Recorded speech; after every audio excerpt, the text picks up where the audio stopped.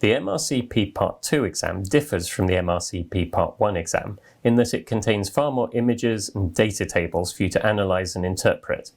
The MRCP Part 1 exam consists of questions that are based entirely on text. In Part 2 you can have to interpret things from CT scan images to chest x-rays and so on.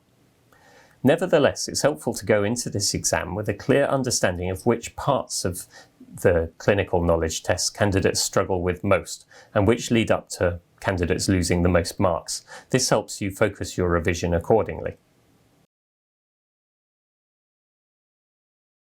One common area for candidates to struggle is with the interpretation of investigation results.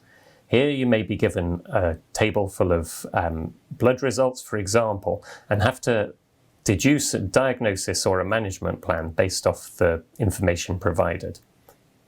The second commonest area to struggle is with differential diagnosis and management. Candidates often struggle with this because they have to formulate a diagnosis and a plan from a relatively short question stem and only 5 options, each of which may be reasonably plausible as an option on the day. So here's my advice for success. First, create a well-devised comprehensive study plan that allows you enough time to get plenty of questions done before your exam day. Start with plenty of time in the bank so that you can get through as many questions as possible and really consolidate your knowledge before you show up for the all-important exam day.